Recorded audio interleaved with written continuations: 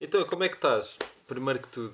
Olha, estou numa fase gira que é eu continuo a trabalhar, não estou em confinamento e isso faz com que eu esteja a ver o mundo um bocadinho de outra maneira, que é eu estou a ver o mundo parado lá fora. Enquanto o pessoal está todo naquela de aí olha, eu estou aqui em casa e tal, eu ando nas estradas sem pessoas, estou a trabalhar na empresa, não tenho clientes, eh, estás a ver? É estranho, mas de outra maneira, vá. O que é que tu fazes exatamente, só para as pessoas que nos estão a ver terem ideia? Eu sou o gestor técnico numa empresa de marketing olfativo e perfume Ok. design, ou seja, há lojas que têm uma assinatura olfativa, da mesma forma como têm o logótipo, também têm o odótipo, que é o cheiro que caracteriza a marca. E nós desenvolvemos isso e eu trato da implementação. Seja Ok. uma máquina, seja uma almofada perfumada, seja, sei lá, um milhão de soluções, dependendo dos clientes. E eu trabalhamos Então, muito com hotéis, farmácias, ginásios, stands de automóveis. Então, agora as tuas viagens fora de casa são só para as farmácias, não? Não é, eu trabalho na empresa. Eu saio de casa para a ok. empresa e depois da empresa para casa, que por acaso aqui a 2 minutos. Trabalho muito perto de casa e faço o meu passeio higiênico, vou e venho a pé, mas de máscara. Epá, sim, isso deve ser. Eu de facto sou daqueles que trabalham o dia todo em casa, portanto também não tenho essa percepção, mas de facto deve ser estranho, não é? Quer dizer, todos os dias acordar. Tanto se calhar já te habituaste, porque já estamos nisto há um ano, mas há um ano, ou pelo menos já estamos a repetir o confinamento desde há um ano. Eu no primeiro confinamento eu trabalhei, mas trabalhei mais de casa, porque paramos, porque a empresa fechou, ficou semi-fechada, mas ficámos a cumprir só serviços mínimos, Sim. mas nesta empresa simplesmente não fechou. E então eu tenho um bocado as duas versões. Mas há uma coisa que me está a roer, que é, eu do primeiro confinamento fiquei quase cento e tal dias sem fazer stand-up. Foi a primeira vez que eu fiquei tanto tempo sem fazer stand-up desde que comecei. E estava a ressacar muito. E agora já estou a ressacar outra vez. Fiz a última vez na semana antes do Natal e já estamos quase em 2 meses e já estou a bater mal porque eu preciso de ir ao meu psicólogo, que é ir ao palco dizer disparates. Em dezembro deve ter sido. Quantas pessoas é que estavam a assistir? Como é que era isso? Como é que é aquela coisa das pessoas estarem de máscara e não saber quem é que está a rir? É muito estranho, não é? Ora bem, o stand-up, quando a primeira vez que eu fiz stand-up depois do confinamento foi naquelas sessões do Cinemas Nós que existiram no Porto e em Lisboa, que aqui no Porto era o Sim, Hugo sim. Souza que estava a gerir, e eu fiz logo na primeira. Fui logo convidado a fazer na primeira. E foi muito estranho, porque apesar de eu ter tipo 200 pessoas à minha frente, era num cinema enorme e era muito espaço vazio. E as pessoas estavam de máscara. E a reação não tem nada a ver com o que tu estás habituado. Porque as pessoas estão muito espalhadas e estão com um pano à frente da cara e o riso não sai igual. O feedback que tu tens do palco não é igual. Mas, como eu tenho uma carreira marcada por muita estrada, muitas vezes muito dura, e por muitos sítios difíceis, uma pessoa liga o power through, não é? E vai e faz. Pronto. E eu estava com tantas saudades de fazer stand-up que foi muito melhor do que não fazer. E quando a seguir a mim vai o Hugo Souza e o Miguel Sete Estacas e a reação é igual, e eles são comediantes que não devem nada a ninguém, não é? Estão provadíssimos, eu percebo que aquilo não fui eu. Ou seja, e já venho mais descansado. Entretanto, fiz alguns bares que, segundo as regras da altura, as pessoas não precisavam de estar de máscara, era poucas pessoas porque as mesas estavam muito separadas e as pessoas dentro da mesma mesa estavam a consumir, não é? Eram as regras que tínhamos e já era mais fácil. Mas o último espetáculo que eu fiz foi no Sá da Bandeira, na sala de cima, a convite do Ruben, e de facto voltei à mesma situação, de sentir que as pessoas todas separadas numa sala que normalmente leva 100 ou 120 pessoas, estavam tipo 40 ou 50, todas separadas de máscara, epá, é muito mais frio, muito mais frio. Mas de Sim. facto é para quem. Opá, o stand-up nunca foi uma arte de palco fácil, foi sempre dura e acho que faz parte, não é? É o novo formato agora. Pelo menos enquanto o vírus não se for embora, é o novo formato e é assim que temos de trabalhar. Não, e tu falaste aí de uma coisa que também é verdade, não é? Que a estrada te fez, que os anos de estrada te fizeram conhecer sítios, não tão agradáveis como outros. Qual é que foi, esta deve ser a pergunta que te fazem mais vezes e talvez já tenhas falado nisto num ou noutro podcast, mas qual foi o pior sítio em que tu atuaste? Opa, a nível de pior, o pior sítio não é obrigatoriamente um sítio em que correu mal, não é? Sim, Porque às sim, vezes o sítio é mau, mas o público que se junta ali é bom exato. e vai, e a cena resulta bem. Mas eu tenho um sítio em Castelo de Paiva que é uma daquelas cenas que o tipo ligou-me. Eu vi e eu nunca aceito um trabalho à primeira. Normalmente digo uma daquelas mentirinhas brancas do estou a conduzir, ou estou sem o meu telefone, ou sem a minha agenda, ou qualquer coisa, e vou verificar qual é o sítio, onde é. Vou procurar o Facebook e o Instagram do lugar para perceber se me interessa fazer ou não. Portanto, Sim. e então houve um sítio que não me interessava de facto fazer e em que eu dei um cachê muito estúpido, estupidamente alto. Pá, só que o senhor aceitou na mesma. E então eu atuei numa associação recreativa lá de uma terriola, numa noite em que era uma associação recreativa que de facto é um café, com uma coluna ao meu lado, não é? Com o microfone, e em que as pessoas simplesmente não entraram. Ficaram todas cá fora porque estava calor. Opa. E eu perguntei ao senhor, olha, mas eu posso levar a coluna lá para fora e fazemos isto na esplanada? Não pode, que eu não tenho licença. Caraças. Então foi giro, não é? Ficaste para aí uma hora e meia a falar para o boneco. Não, tu tens aquelas coisas que quando tu já trabalhaste alguma coisa, aprendes-te a proteger.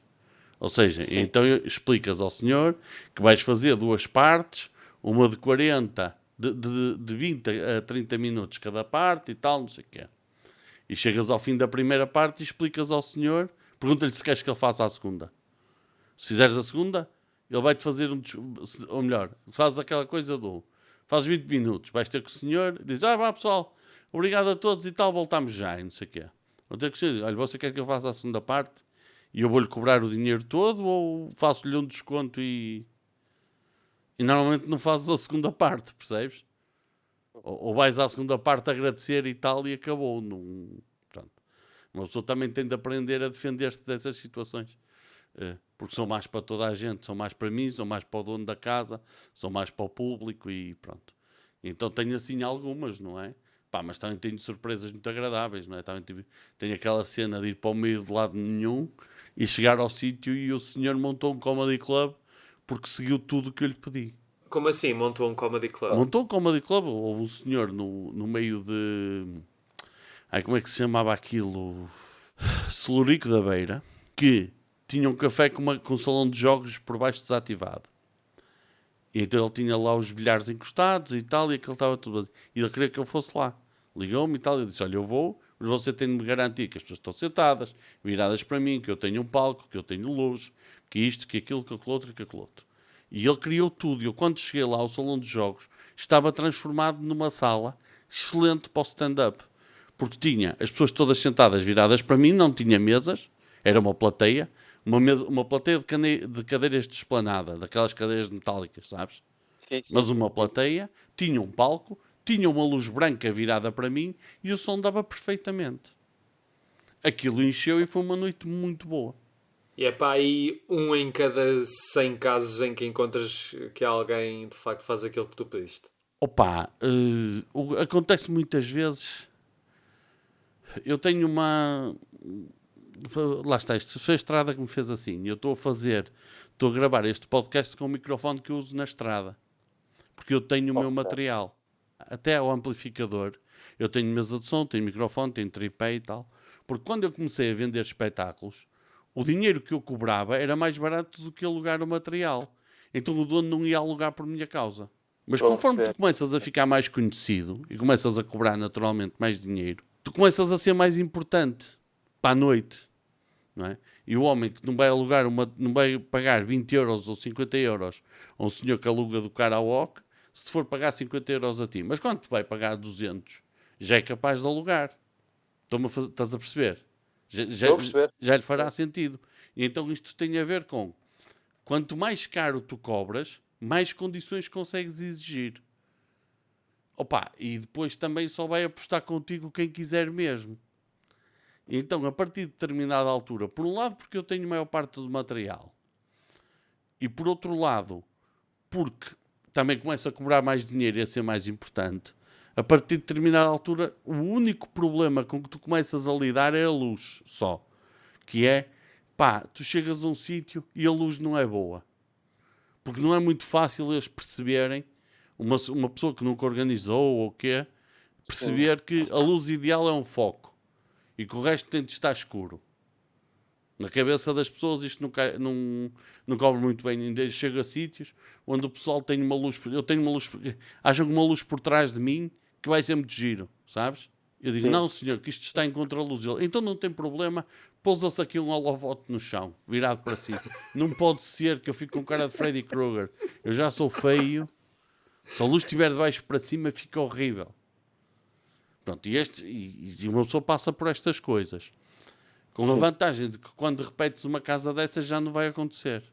Isto é se repetires, não é? Pois, claro, mas... Amigo, mas isso é para quem tem unhas para tocar guitarra, não é? Sim, claro. Uma pessoa chega lá e é um jogo de números, umas repetes, outras não. Às vezes não repetes porque o dono nunca mais quer gastar aquele dinheiro. Às vezes não repetes porque te corre mal. E às vezes não repetes porque há outra casa ao lado que te vem e que o outro não chama, sabes? E tu já vais para do lado e já funciona melhor. Por exemplo, Leiria tem um exemplo muito flagrante disso. E que nós fizemos umas temporadas valentes. Eu atuei umas 5 ou 6 vezes no Café Liceu, com boas condições, tudo ótimo. E como lá o stand-up pegou, a seguir abriu o paddock. E quando o Café Liceu perdeu o gás, nós começámos a trabalhar no paddock. E a última vez que atuei em Leiria foi no paddock. Já com condições, onde já não tens de explicar nada, porque o formato já veio praticamente importado do outro lado. Porque já viram como é, já sabem como é que funciona. Sabes? E isto também tem a ver um bocado com isto, não é? Com quem é que tu te associas para fazeres a cena acontecer. Há donos melhores e donos piores. Mas o trabalho é mesmo assim, não é? É verdade. E depois voltamos àquela velha questão que, eu fiz algum stand-up e a ideia que eu sempre que tive é que é muito raro os meninos de Lisboa irem ao resto do país. Pronto, exceto, sim, há bocado referiste o Ruben Branco, de facto está pelo Porto e tal, e assim, mas a malta de Lisboa tem... O país é só a capital. E tu te falas que foste a Solurico da Beira e não sei o quê e tal. E eu ia pensar, pois é, as pessoas também me podem querer ver, não é só em Lisboa e no Porto. Mas isso é todo um trabalho que também é desenvolvido ao longo dos anos, não é? Quer dizer, e descobrir onde é que há malta que se interessa. Sim, e depois acontece muito uns passar por os outros. Ou seja, tu vais atuar num sítio e está lá um tipo que te vê e que te chama para o outro lado. Agora, isto há num podcast que era, se não me falha a memória, chamava Stand Up Underground. Eu acho que o João Pinto, sabes quem é o João Pinto, comediante de Lisboa? Sei. Acho que definiu isto de uma forma muito engraçada, em que o João Pinto disse: eu sou um franciscano da comédia. Eu vou fazer as piadas, eu vou atuar para o público se rir. E o meu foco é o público rir-se. E eu identifico-me muito com essa perspectiva, que é a outra, eu vou fazer a minha arte e o público interessa pouco se percebeu isto ou não. Não está errada a nota.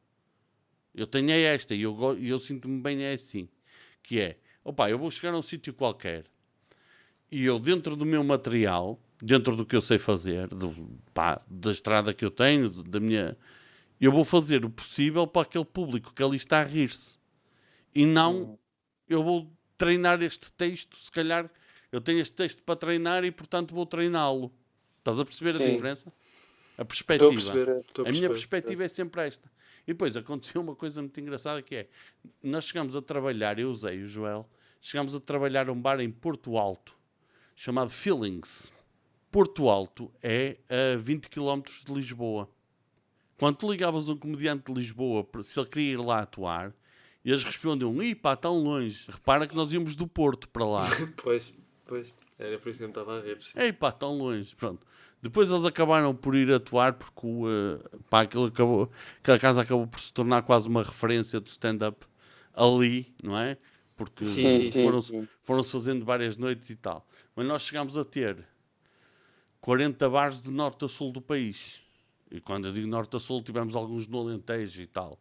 E Algarve só fizemos porque, na altura, a convite do Dário, que o Dário tinha um projeto de bares lá no Algarve e nós fizemos alguns lá com eles. Nós não, que eu não fui. O Zé e o Joel é que foram. Mas eles, portanto, contariam, não é? Nós fizemos isso. Mas a nossa cena estava muito por aí. A realidade é que, se calhar, a malta de Lisboa, que em vez de se preocuparem em atuar muito, como eu me preocupei sempre, se preocupou em cuidar da carreira, hoje está melhor do que eu. Achas? No sentido de que eles têm uma carreira projetada, fazem espaços maiores do que eu, vendem mais bilhetes que eu. Mas isso estás a falar de uma meia dúzia, não é? Porque... Pois, está bem, mas foram os que conseguiram. Claro, não é? Mas sim, eu reparo, não é no palco. Porque no palco tu podes achar é que somos diferentes. Não é? Ou seja, e tu gostas de um estilo ou não gostas de outro e tal. Mas à partida seremos todos mais ou menos competentes. Agora a questão é que essa meia dúzia, e é uma meia dúzia grande, que começou depois de mim, ou ao mesmo tempo que eu, está toda mais bem posicionada do que eu no mercado. Por isso, não sei quem é que está certo. Agora, eu não me arrependo das escolhas que fiz, percebes? Não estou a dizer com isto que me arrependo. O que eu quero para a minha vida é ter uma quantidade de pessoas que se juntam para me ouvir dizer merda. Posso dizer palavrões aqui? Podes, à vontade. Eu percebo o que tu queres dizer, mas eu não acho que tenham... Quer dizer, eu também não sei em quem é que tu estás a pensar especificamente, mas as pessoas que eu estou a pensar de Lisboa que têm sucesso, é um sucesso muito relativo porque é estarem a bombar dentro de uma faixa etária ou um grupo de pessoas muito específico. E ok, se disseres isso, se a partir daí eles têm sucesso, sim. Mas duvido que algum deles fosse a Solurico da Beira ou a Castelo de Paiva e conseguissem... Não, mas isso é um salto que depois a carreira tem de te obrigar a dar ou não, que é um make or break. E eu dou-me este exemplo com o António Raminhos. A primeira vez que eu o vi atuar, ele foi o pior da noite. E era uma noite onde eu estava. E eu vi-o atuar e ele foi o pior da noite. Era uma noite em que estava eu, ele, o João Seabra, o Miguel Sete Estacas, exatamente, Casino da Figueira. E ele, foi o que teve claramente menos aplausos, menos reações, menos gargalhadas. E tu ias ver um espetáculo do António Raminhos em nome próprio e ele partia a casa. Porquê? Porque ele na altura só trabalhava para o público dele. Não tinha contaminado mais. Hoje em dia, o António Raminhos dificilmente vai atuar a algum coletivo de comediantes, com um grupo, algum cartaz, algum espetáculo. E não é ele o melhor. Ou se não é o melhor, não está ao nível dos melhores. Dificilmente. Porque o António Raminhos, entretanto, saltou da bolha dele, nesse aspecto, e começou a chegar a mais gente. Mesmo o humor dele, mesmo as pessoas que não o conhecem bem, começaram-se a ligar porque o humor dele conseguiu isso. Agora, isto faz lembrar o crescimento do Guilherme Duarte, que a primeira turnê que faz é com o Red Light Comedy, é ele e mais 4 comediantes, sítios pequenos e tal. A segunda turnê que faz é ele sozinho nesses sítios pequenos, de 100, 200 pessoas. E a terceira turnê que faz é ele sozinho, mas já teatro-circo, só não enche o Coliseu, porque se calhar não se meteu, mas tipo teatro de 700 e 800 pessoas. E isso é uma carreira bem planeada, percebes? Porque depois ele também chega acima do palco e também cumpre, não é? E ele mesmo fora da bolha dele é bom, não é? Não tem com isso mais. O Guilherme Duarte é capaz de ser dos melhores stand-up comedians em Portugal nesta altura. No stand-up comedy, naquela cena de palco só. Ok. Acho muito, muito bom. Agora, acho que tem a ver um bocado com isso, mas das coisas que me dá muito gosto é eu chegar lá, sei lá. Eu antes da pandemia fui fazer um Revenge of the 90s, sabes? A sério? A Melgaço. Uau.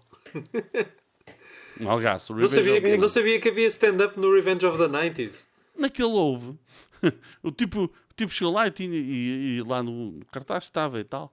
Aquilo nas termas em Melgaço. Acho que é Melgaço ou é Monção. Sei que é extremo norte de Portugal. E eu chego lá e estamos a falar de um casarão quadrado enorme, assim uma fonte no meio, escadarias e uma pista de dança no meio. E as pistas de dança para o pessoal de pé é a pior porcaria que pode existir para stand-up, não é? O pessoal quer é sentar.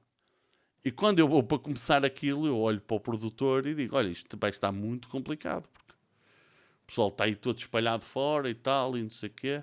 Ele disse, sim mas isto é tipo um warm-up e tal, se pudesses, mas vais fazer. Eu disse, claro, então contrataste-me, eu vou fazer. Não está aqui em questão eu não fazer, não há nenhuma das condições que, se eu não tivesse um microfone, não faria. Mas, vou fazer, não. E então eu cheguei lá e comecei. E foi com muito agrado que no fim dos 40 minutos eu tinha as escadas, algum pessoal de pé e as escadas todas cheias de gente sentada a ver e a rir-se e a aplaudir. E eu olho e digo assim, foi duro de caralho. O princípio foi muito duro. Mas eu vim embora a sentir-me um campeão. Porque consegui aquilo, percebes? Porque consegui. E isto também conta, não é? Também eu venho embora a pensar, contava-se pelos dedos das mãos em Portugal quantos comediantes é que tem desconhecidos. Os conhecidos são o Sr. Fernando Rocha ou um Roscas Estacionais, o quê? O pessoal viria naturalmente, não. Mas de resto contas pelos dedos das mãos os desconhecidos que eram capazes de ir lá sacar aquele público e eu consegui. Pronto. Também é giro, também faz parte. Não, claro. Eu honestamente, como pessoa que gosta de stand-up e que, apesar de não fazer de uma forma recorrente agora, gosto de ver e gosto de conhecer a malta, eu sempre dou mais valor a pessoas assim como tu, que têm essa capacidade, lá está, independentemente do sítio, depois chegam a casa no fim do dia, sim, consegui, ei. Estou a imaginar-te, tu ires de carro para casa e a falares contigo próprio a dizer, quem é o maior? Quem é o maior? Sou eu. Nesse aspecto a minha mulher é que me atura. E não é nada fácil, acredita, porque ela faz as viagens todas comigo. E então a ida para lá é no que eu me fui meter, meu, foda-se. Agora vou para Melgaço fazer. Às tantas nem vai ter condições nenhumas. Esta porcaria vai ser horrível. E aí vindo embora. Quem é o maior? Quem é o maior? A minha mulher é que me atura muito isso. Ou então, muito pior, é quando eu vou cheio de fé. Vai ser de caraças. E corre mal. Quando corre mal, a viagem para casa é destruidora. Imagino. Eu por acaso, quando era no stand-up ou mesmo no teatro, porque faço teatro de vez em quando, quando corre mal, a minha cena é não vamos falar sobre isto. E fujo. Eu lembro uma vez, numa noite de stand-up, acho que foi a única vez que eu atuei durante a pandemia, foi já depois da primeira quarentena. Aquilo correu tão mal, mas tão mal, que eu só saí disparado lá a correr, tipo, tchau pessoal, até amanhã, adeus, nunca mais vou ver. Porque, não queria. É daquelas coisas, ou ficar a torturar-me durante 3 horas, dizer, que merda, eu ganho, e coisa, mas, não consigo. Pronto, desculpa o pequeno desabafo. Sabes quem é aquele comediante norte-americano, Nicky Glaser? Sim, sei. Eu ouvi num podcast que eu acho que é o Comedians. Acho que já não há. Já há uns anos largos. Ela a dizer uma coisa que eu achei interessante e que tentei aplicar na minha vida. Que é, a atuação boa ou má, estás no direito de a deixar influenciar até ao dia seguinte às 10 da manhã. Ou seja, correu muito bem, fabuloso.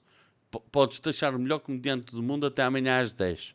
Correu muito mal, horrível. Podes dizer que desistes do stand-up e nunca mais queres fazer esta merda até amanhã às 10. Amanhã às 10 vamos começar a trabalhar. Corra bem ou corra mal, amanhã às 10 vamos lá, porque não... E eu gosto desta perspectiva. Mas eu, como sou um tipo muito analítico, quando me corre mal, eu venho a desconstruir o show todo. Sim, também é uma boa tática. Eu venho a desconstruir o show todo. Onde é que eu errei? O que é que eu devia ter feito que eu não fiz? Não é a cena de arranjar um culpado. Às vezes é. Às vezes há sítios que são inquebráveis, ou não dá. Há públicos que tu não consegues vergar. Sei lá. Eu nesse aspecto tive uma noite uma vez que me marcaram para a noite de Halloween, em que eu fiz 1 hora, portanto, 1 hora ou 1 hora e 10, sem uma reação do público. Foda-se. Como é que tu aguentaste tanto tempo? Eu vou-te explicar. Foi muito bem pago, pá. Pois, é uma boa razão. E eu tinha aquela cena de dizer assim, olha bem, eu virei para o dono e disse, olha, isto é assim, bem, faz-me isto, desliga-me as televisões, põe-me não sei o quê e tal. Epá, não posso desligar as televisões. Eu, porquê? Mas é suposto. Epá, vai para estar aqui a passar umas animações de Halloween e tal. Eu, mas não pode. Epá, mas vai ter de ser e tal, não sei o quê. Pronto, está bem. Mas manda parar as pinturas de Halloween e não sei o quê. Não sei o quê. Epá, não posso parar isso. E eu disse, mas olha, assim isto nunca vai correr bem. E ele, vai, que você vai ver e tal, não sei o quê. Eu preparo o envelope. E fiz o meu tempo e cheguei ao fim e disse, venha. E ele, epá, mas isto não correu muito bem. E eu, venha. Não quero saber. Eu também já estava tocado com o dono, percebes? Mas eu dificilmente algum desconhecido tirava aquela noite. Mas eu venho embora a pensar de facto o que é que eu poderia ter feito para aquilo correr bem, porque e mesmo quando corre mal, e às vezes, pá, sei lá, já era uma... Às vezes nem é o que corre mal, é o que não correu ao nível das tuas expectativas, não é? Porque tu vais todo garganeiro a dizer que vai ser uma noite daquelas que vai ser um mimo, e tu chegas lá e aquilo não corre bem, e tu começas a pensar o que é que eu disse na abertura, o que é que alienou este público, porque é que isto não estava a dar. Porque a aprendizagem aqui é uma constante. O stand-up tem isso, não é? Tu estás todos os dias a tentar ser melhor que ontem. Há bocado estavas a citar a comediante Nikki Glasso. Eu nunca sei dizer o nome dela, se é Glaser ou Glasso, mas pronto. Pronto, mas nós já sabemos quem é, portanto ela também não vai ouvir isso. Sim. Não, mas Nikki, I love you. I love you. Bom. Portuguese people love. Não, eu queria só perguntar se já estiveste perto de desistir definitivamente do stand-up. Eu vou-te dizer a verdade, nunca. Isso é bom, isso é bom. A cena de pá, nunca mais faço isso, nunca me atravessou a cabeça. Eu digo uma coisa que às vezes é um clichê, o pessoal pode achar um clichê, mas eu digo isto porque sinto mesmo. É uma droga. Eu sou viciado na sensação de ver as pessoas a rirem-se de uma porcaria que eu disse. A recompensa é tão grande que faz-me falta. Não dá. E mesmo quando corre mal, tu olhas e dizes, isto já correu bem, eu sei fazer isto. Mas perto do início sempre tiveste essa sensação, ou foi uma coisa que foi ao início estavas periclitante ou não? Epá, eu tive um azar de sorte, que é a minha primeira vez correu incrivelmente bem. Porque, apesar de não ser, foi tipo gala da Bang. Que é, eu tinha a sala cheia de família e amigos. Pois. Que estavam lá de facto para me apoiar. Ou seja, nenhum se riu por favor. E toda a gente se riu com vontade. Mas eles estavam lá predispostos a gostar. Isso ajuda, de facto. Mas eu só percebo isto muitos anos depois. Quando começo a olhar e dizer assim, como é que eu vi este gajo e ele correu tão bem e noutro sítio eu fui ver e ele foi horrível. Foram as mesmas piadas, é a mesma entrega, porque é que isto não está a funcionar? Sabes? Só aí é que você começa a... E então eu olho para lá e digo, pois claro, 40 pessoas, a casa não era muito grande, era assim um barzinho de comedy club que tínhamos aqui no Porto, em Matosinhos, em boa verdade, chamado Bartista, que era de facto um comedy club porque foi aberto para a comédia. E esse sim, o primeiro comedy club em Portugal. E eu comecei lá, noite de amadores, e eram mais 2 rapazes, e um dos rapazes cortou-se, e eu, como tinha 2 textos, fiz 20 minutos na minha primeira noite. 10 minutos a abrir e 10 minutos a fechar. Sim, uma estupidez, uma coisa que não cabe na cabeça de ninguém. Pá, correu tão bem que mesmo à frente, aquelas que correram pior, porque depois umas são melhores, outras são piores, ou as primeiras são aqueles 10 minutos que tu vais fazer ao lado de Pedro Neves, ou do Rui Charal, do Paulo Baldaia, ou quê, e eles preparam-te o público, no sentido de dizerem, pá, vem agora aí um puto, está a começar, vocês não me corram porque... Sim. E o pessoal é fofinho, não é? Que o gajo está a começar e tem algum jeito, já vai bem, não é? O pessoal já nunca mete o mesmo rigor. E estas primeiras, este primeiro ano com o gajo anda ali mais ou menos apoiado, que nunca tem noites realmente más, ou pelo menos eu nunca tive, não é? Pá, depois dá-te um embalo para tu depois não desistires, não é? Depois dá-te um embalo, pelo menos a mim deu. Sim. Não, isso é bom. Isso de facto é... Achas que se não tivesses tido esse primeiro ano assim embalado, que estarias ainda hoje a fazer stand-up?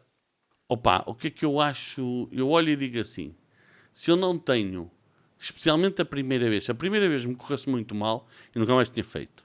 Ponto. Se a primeira vez fosse assim mais ou menos, e eu a seguir tivesse uma quantidade de desastres, não sei quantos, eu acho que desistiria. Eu acho que essa segunda opção é mais viável, porque desistir logo à primeira... Logo à primeira, só se fosse muito horrível. Podia ser aquela coisa de eu chegar lá e ser tão mau que não dá e desistir. Podia-me ter acontecido isso. Mas eu acho que isso nunca me iria acontecer. Quando eu vou fazer stand-up, eu já tenho muitas ferramentas da oratória. Eu fui catequista de adolescentes de 11 anos. Opa, e a catequese de adolescentes tem uma coisa que é: nenhum miúdo está obrigado lá. Tu tens a obrigação de estar ali 1 hora com eles por semana a falar-lhe da igreja e da Bíblia, que são temas que à partida não são tão interessantes para um miúdo que é adolescente, que tem 16 anos. E tu tens de os manter interessados e garantir que na semana a seguir eles voltem. Então isto ensina-te a ler o público, isto dá-te timing de conversação, isto ensina-te a ser fluido, percebes? Ensina-te a manter a cena animada e tal. E então esta base, como eu já domino muito bem esta ferramenta, é-me simples depois chegar e meter aqui piadas em cima, percebes? Porque eu vejo o pessoal que está a começar, e a maior parte do pessoal que está a começar, o maior problema é quase sempre: ele tem piada, as ideias até são giras, mas ele não as sabe comunicar. Sabes? Aquilo ele chega acima do palco e não as entrega bem, e aquilo não está a sair, e ele não... sei lá, e não acerta o punch, o tempo não está certo. E eu já tinha isso. E como eu já tinha isso, tive a facilidade de depois chegar acima do palco e estar mais ou menos à vontade. Ou seja, eu ter ali uma quantidade de gente a olhar para mim e à espera de alguma coisa, não me assustava. E isso já ajuda muito, não é? Já faz a cena. Por isso, não me estou a ver a querer desistir. Agora, aquela cena, e depois é aquela coisa, não é? É tu chegares lá, atirares uma piada e o pessoal rir-se. Eu ainda hoje às vezes conto a primeira piada que eu disse e ainda hoje, às vezes, e ainda hoje me lembro da sensação da gargalhada que foi. Porque eu tive essa cena, eu cheguei ao palco, disse uma piada e o pessoal riu-se de facto. Ok, que era aquele pessoal que estava à espera de se rir, não é? Mas riu-se e essa sensação para mim foi que me agarrou e que eu hoje em dia estou aqui a trepar pelas paredes porque quero fazer stand-up. Pronto. E vais voltar, espero eu, o mais breve possível. Mas, pá, eu agora fiquei curioso. Já tinha-te ouvido falar em algum lado dessa história de ter sido catequista. E qual foi a pergunta mais incómoda que algum dos teus alunos te fez? Epá, eu não achava nenhuma das perguntas incómodas. Eu tenho muita dificuldade em lidar com a estupidez. Isso é que... Juro-te, a sério. Eu tive um miúdo que uma vez virou-se para mim, pegou num capacete de uma moto, portanto ele já tinha mais de 16 anos, assim. Portanto, isto aqui é o planeta Terra, não é? E aqui à volta é a barriga de Deus. E eu pensei, o que é que este gajo está aqui a fazer, meu? Estás a perceber? A pergunta não foi incómoda, porque eu tinha sempre aquela coisa, que fui sempre muito franco com eles, disse assim, olha, Eu não estou aqui para dourar nada a ninguém, para dourar a pílula, nem para contar as histórias da carochinha. Vocês, de certeza absoluta, e mais, eu espero que vocês me ponham perguntas que eu não sei responder. E quando vocês me puserem perguntas dessas, eu vou-vos dizer, eu não sei responder a isso. Mas para a semana nós falamos. Portanto, as perguntas sobre a fé, sobre a sexualidade, sobre a castidade, sobre os milagres, isso para mim estava tudo bem porque eu parti... Havia uma relação muito franca, percebes? Nunca me chatearam, porque às vezes também tenho de dizer, também não concordo muito com isto, nem, nunca percebi muito bem, acho que a igreja tem de mudar neste aspecto. E esta é a grande vantagem de estares a lidar com adolescentes e adultos e não com crianças, não é? Tu consegues-lhes dizer isto e eles perceberem que... Outra coisa completamente diferente é um tipo que chega lá e não consegue perceber o que é um plano físico e um plano espiritual. Que chega lá e diz isto é Deus, aqui é a barriga de Deus à volta. E isso é que foi a cena. Lembro-me muito bem dessa. Lembro-me muito bem do miúdo, que hoje é um homem feito. E pronto. E essas é que são sempre mais difíceis para mim, sabes? Dessas perguntas sem resposta, que acredito que tu também tenhas, toda a gente tem, qual é a que mais te sobressalta? Está a ficar muito profundo agora. Na boa, não tem problema. Para mim, os teus... há aqui uma cena que eu já pensei, que é este podcast atinge hoje a plenitude dele, porque para me convidar está mesmo à beira do abismo. É a cena que estamos aqui. Não te preocupes, que antes de ti já houve outros. Antes de ti já houve outros piores. Na cena, acho que mas eu espero é que os teus ouvintes não estejam a ter uma seca muito grande. Vai ser, é o que é, mas eu também não sou uma pessoa assim tão interessante. A cena para mim é eu pela caminhada de fé que fiz, porque eu comecei com 5 anos para a primeira comunhão. Fiz a profissão de fé, fiz a Eucaristia, o Crisma e tal, e depois mais à frente continuei a caminhada de fé, e depois comecei a ser catequista e tal. Eu estou muito em paz com tudo. Há muitas coisas que eu não concordo. Por exemplo, a igreja tem há umas quantas coisas que tu, para seres da doutrina católica apostólica romana, estás obrigado a acreditar, que são os dogmas. Os dogmas de fé. Diz assim, Nossa Senhora era virgem. Virgindade de Nossa Senhora. Dogma de fé. E depois, eu trepo pelas paredes e digo, esta merda não pode ser. Porque na altura não havia cesarianas e o Jesus nasceu de parto natural e o ímã não ia arrebentar e tal. E depois o que é que eu fui ver? Quando eu fui ler sobre isto, percebi uma coisa completamente diferente, que é, o que diz o dogma de fé é que a Nossa Senhora, ou a Mãe de Jesus Cristo, vamos dizer assim, porque ela pode não ser nossa de nós todos, foi concebida sem pecado original. Ou seja, naquela pessoa não havia a propensão para o mal. E o dogma de fé é este. E com esse eu estou ok. Percebes a cena? Sim. Ou seja, estou a perceber. Quando eu fui ver quais eram os dogmas de fé, não há ali nenhum que me choque. Porque há aquela cena que tu dizes assim, mas o Moisés separou as águas do Mar Morto. Ele atravessou num sítio que conhecia, numa altura em que o vento ajudou e tornou seca a passagem e tal, não sei o quê. Depois foi um poeta que escreveu e ele atravessou a pé enxuto. Isto não é um dogma. É uma coisa que eles contam sujeito a uma interpretação. E está tudo bem, vamos interpretar. A Bíblia foi escrita há não sei quantos anos, traduzida não sei quantas vezes. Os dogmas, todos os que me faziam impressão, eu fui tentar perceber melhor. E fiquei em paz com todos. Portanto, eu não tenho assim nenhuma pergunta que me mate, sabes? Não é sem resposta, porque eu acredito que quando o padre consagra uma hóstia, está ali presente o corpo de Jesus. E não é o treinador do Benfica. É o próprio JC, aquele que para mim é filho de Deus. Eu acredito nisto. Sim. É fé. Sim. Tens uma resposta para isto? Não tenho, mas é fé. E a fé não se discute. Não, claro que percebes? não. Claro é fé. Isto cabe numa coisa que eu digo assim, para mim é simples porque isto é fé. É um milagre, é fé. Está tudo bem. A virgindade de Nossa Senhora não é assim tão... Não cabe nisto. E por isso eu fui procurar, pronto, Passa Não, por mas aí. se hoje estás à vontade com isso, Não. e além de que além de que não é a questão mais importante no que circunda a fé, não é? Quer dizer, eu não sou uma pessoa de fé, mas acredito que não sejam esse dogma ou outros dogmas que motivam espiritualmente uma pessoa, não é? Sim, E certo. eu fiz a escola toda também, fiz até ao crisma, até fui acólito na missa durante uns anos. Ora, isto é uma coisa que me convidaram muitas vezes e eu nunca quis. Porquê? Epá, porque primeiro eu sou trapalhão. Portanto, ia haver uma altura o padre, eu ia com o relicário para dar ao padre e deixava-o cair. Primeiro, eu sou um trapalhão. E segundo, eu não gosto daquela exposição. Eu estar ali a chegar coisas e toda a gente olhar para mim ia ser horrível. E tu dizes assim, mas vais para o palco dizer piadas. Sim, mas eu aí tenho uma mais-valia. Eu vou dizer piadas e as pessoas vão se rir. Para mim está excelente. Porque eu estou a entregar ali uma mais-valia diferente. Percebes? A cena de ser acólito nunca... Para mim nunca... Era sempre uma cena muito vã.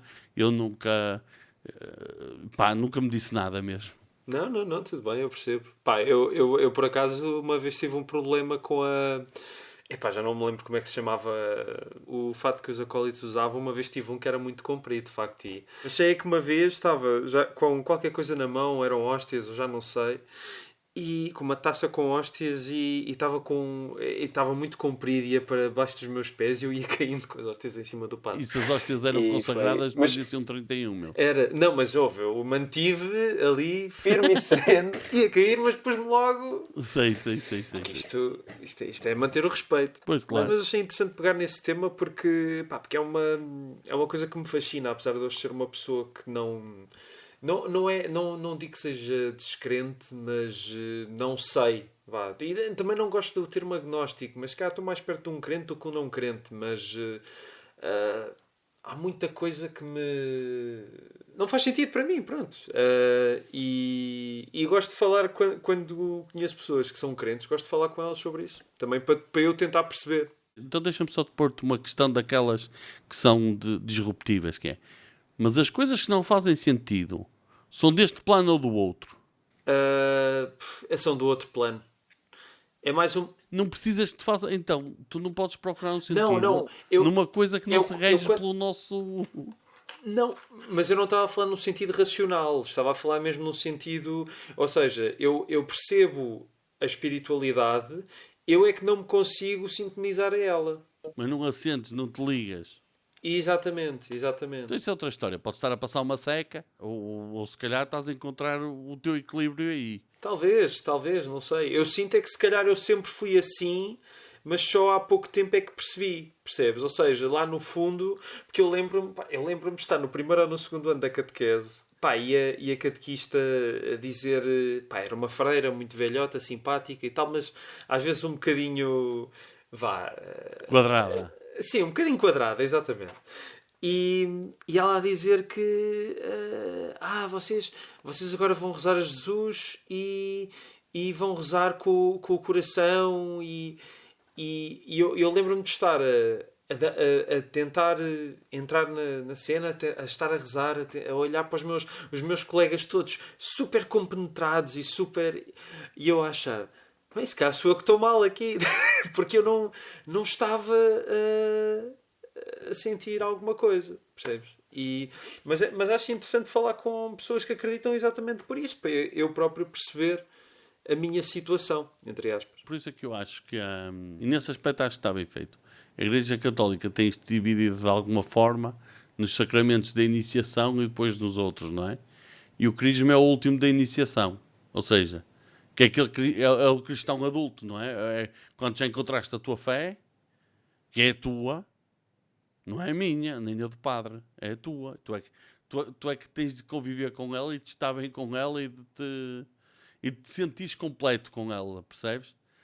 E quando tu encontras essa fé e te pões bem e estás pleno, e tu aí dizes de tua cabeça, sem a freira a dizer agora vamos rezar com o coração e haver ali uma espécie de uma influência de manada, porque é o que acontece, que é, tu tens uma quantidade de putos e estás a ensinar tudo, o mesmo a tudo. Nunca gostei de catequese de crianças por causa disto. e tu estás a tratá-los a todos da mesma maneira, para eles te darem todos a mesma resposta e rezarem todos igual e tal, e vamos aqui sacar o... pronto. E vamos aqui... Eu nunca gostei disso. Pronto, depois... Quando encontrei a minha fé, olhei e não gostei disso. Não, Claro. E por isso é que quando chegas ao crisma, e o deves fazer com 17, 18 anos, e não com 12, como se fazia em algum tempo, no tempo dos meus pais. 12, não sabia disso. E eu tenho 44 e os meus pais, se fossem vivos, tinham 80, portanto. E quando tu encontras a tua fé e te equilibras com ela. E o que é que a tua fé te dá? E o que é que tu tens de dar à tua fé para a manter viva também, não é? Porque se tu a deixares para um lado, não é? É quase... Podes ter adorado um filme, não é? Já que estamos entre cinéfilos, pelo menos tu és, eu não. É a mesma coisa, tu adoras um filme e é o filme da tua vida, e se tu nunca o revisitares, tu vais esquecê-lo, vais deixá-lo para trás, não é? Pá, mais ou menos. Eu aí eu acho que a memória fica cada vez melhor. Porque tu, como já vais perdendo a ligação real ao filme, a tua memória vai ficando cada vez melhor dele porque estás a inventar coisas já. Mais romântica, não é? Sim. Sim, isso também pode acontecer, não é? Acontece muito com o meu filme favorito, que é o maior clichê de todos os tempos. Não é. Não é o maior, mas é um clichê grande. A fala mais espetacular é quando ele diz No, I am your father. E na minha cabeça dizia Look, I am your father. E não é.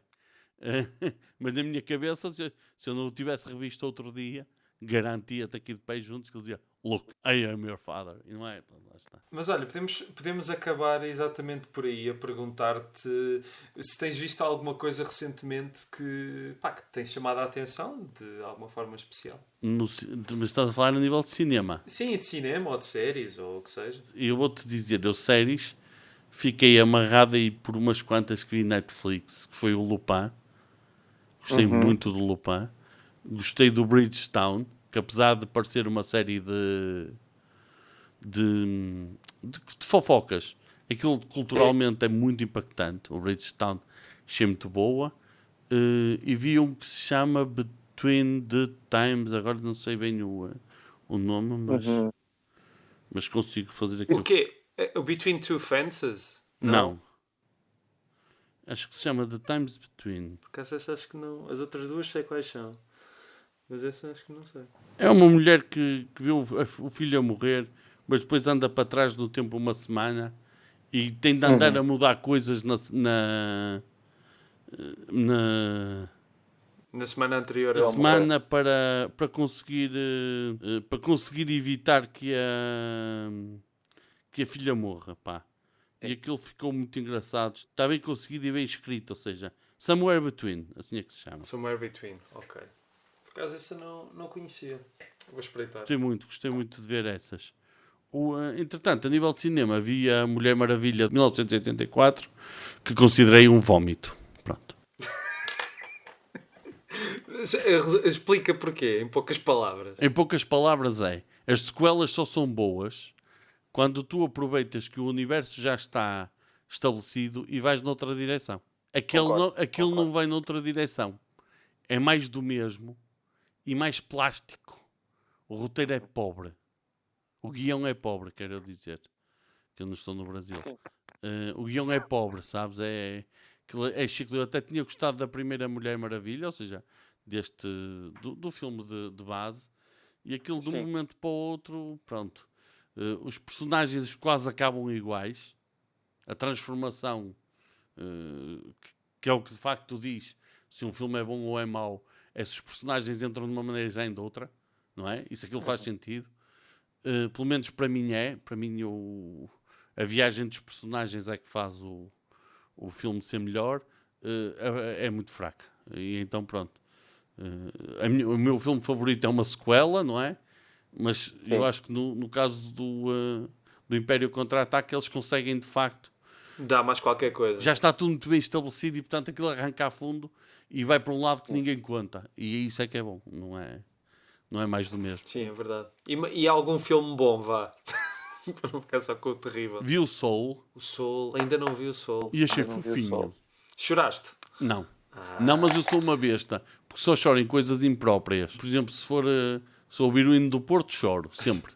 Que clichê para uma pessoa do Porto, meu Deus. É verdade, mas diz lá, e se alguém se atrever a sufocar o grito audaz de atuar dentro de vós, ao meu Porto então verás vibrar o grito só na união de todos nós. E isto, desde que eu me lembro de ser portista, reflete muito a cena. Então eu emociono-me sempre, pronto, daquelas coisas. Em compensação, sou capaz de ver o Green Mile, lá com montanha, e sabes qual é? Sabes do que é que eu estou a falar? Sei, sim. À espera de um milagre, acho que em português. É, exatamente. E sair embora na boa, tipo, já. É um filme fofinho, sim. Agora, se na banda sonora tivesse o hino do Porto, aí caramba! já choravas. Não, mas eu chorava. Tu podes pôr os fails da TBI, aquelas cenas do pessoal aqui. Se tiver o hino do Porto, vou chorar sempre. Pronto. O que é que eu hei de fazer? Às vezes tenho essa cena. Mas sim, eu emocionalmente sou muito estragado para valer a pena perguntar-me se eu chorei num sítio ou não. Porque nunca vai fazer escola. Nunca. Isso nunca vai fazer escola. Pronto, Joca, ok. Obrigado. Pronto, olha, peço desculpa aos teus ouvintes que apanharam esta seca. O quê? Não. Porque acho que isto é a cena mais random de todos os tempos. Não foi. E acredita que foi bem mais interessante do que estás a pensar. Eu pelo menos achei. Pronto, olha, já é uma pessoa que já estamos no positivo. Pronto, olha, obrigado pelo convite. Quando precisares, dispõe, está bem? E deixa-me aproveitar o teu vasto auditório para pedir para me seguirem nas redes sociais. Estou em Joca Humor nas redes todas. Joca é com C de cão, não é com capa, que eu não sou DJ da Casa dos Segredos. E o humor é com H, porque há pessoas que podem não ter feito a escola toda. É Joca Humor, até estou no TikTok também, Twitter, Instagram, Facebook, é sempre o mesmo handle. Muito obrigado. Não mudaste para Joca Comedy? Há muito essa moda. Não, porque quando eu consegui Joca Humor no Facebook e no Instagram e no e-mail, qualquer rede que apareça eu vou logo lá registar-me como Joca Humor. Só para para guardar o handle. Para já guardar. Ok.